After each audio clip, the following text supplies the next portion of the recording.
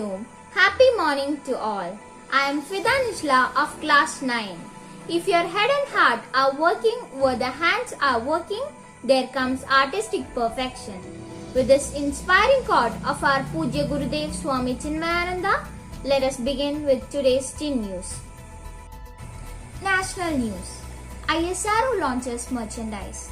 The Indian Space Research Organization ISRO Friday launched its theme-based merchandise. Secretary, Department of Space and ISRO Chairman Dr. K. Shivan formally launched the ISRO theme-based merchandise program in a virtual event in the presence of Scientific Secretary ISRO with the selection of the first batch of registered ISRO merchandisers. Customized ISRO theme-based products can play a game-changing role in creating awareness and kindling interest of the students, children and public in the domain of space, science and technology, propagating the achievements and laurels that ISRO brings to the nation, as reported by the Times of India. Metally immortalized. Rail scrap turned into beautiful bust of Missile Man. The bust of Dr. APJ Abdul Kalam was unveiled on Monday following 45 days of painstaking work on 800 kilograms of scrap by engineers of the Mechanical Department of the Yeshwantpur Coaching Depot. Erected on a specially created platform near the tracks, the enormous bust of the aerospace scientist is 7.8 feet high and can be viewed by the passengers from trains departing from Yeshwantpur, as reported by the New Indian Express. Education News. 99.37% students passed CBSE Class 12. In a year when schools were closed and board examinations cancelled, 99.37% of the Central Board of Secondary Education's Class 12 students passed. A huge leap from the 88.78% of the previous year. This year, more than 70,000 students, over 5.3% of candidates scored above 95%, while 1.5 lakh students scored 90%, as reported by the Hindu. Sports News. Tokyo Olympics. PV Sindhu storms into badminton semi-finals with straight game win over Yamaguchi.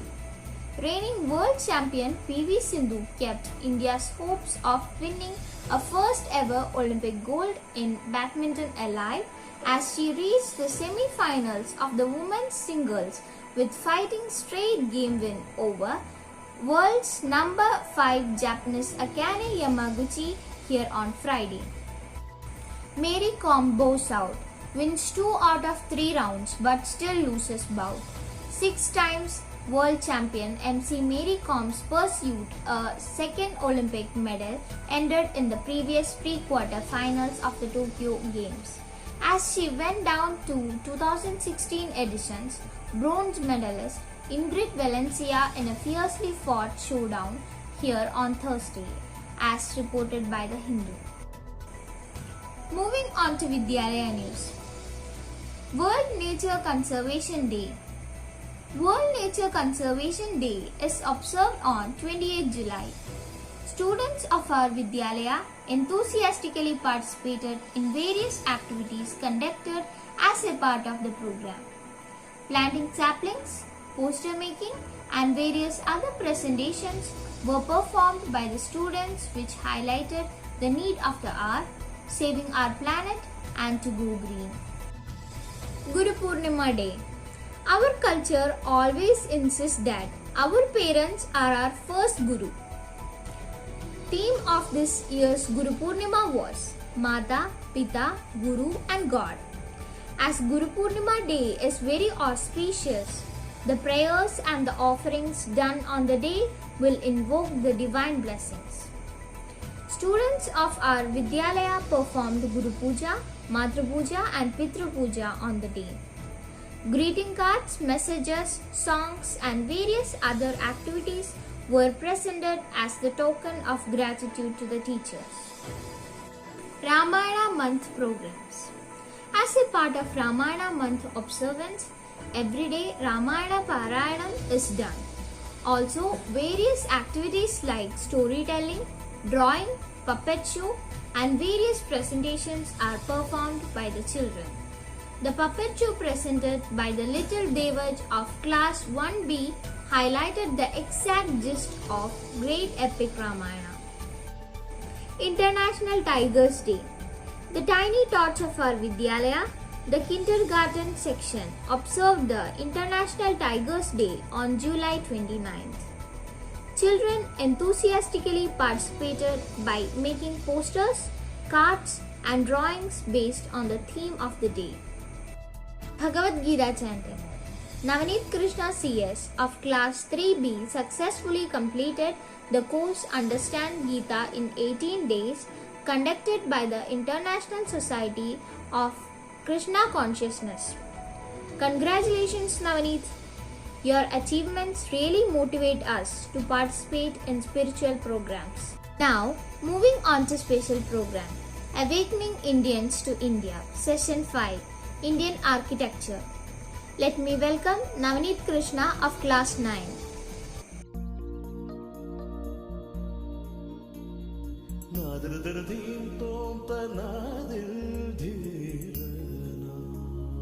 Hari Om.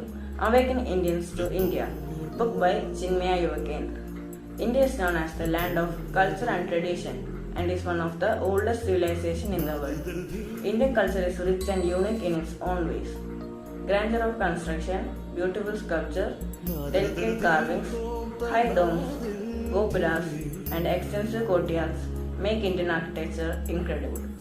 Khajuraho, Madhya Pradesh. One of the most developed and refined expression of the Indo-Aryan architecture genus is to be found in the group of temples at Khajuraho in Madhya Pradesh.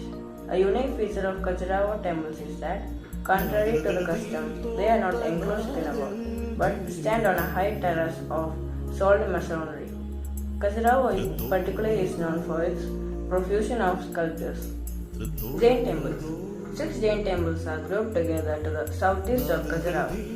The Parsunda is the largest and best carved Jain temple at Khajuraho. A cluster of 12 pillars standing a little apart from the main group is all that remains of another Jain temple known as Gantai. It has attracted considerable attention on account of its attic beauty. The Tejpala Temple, Mount Abu. The Tejpala Temple of Mount Abu is among the last monument built in the Solanki style.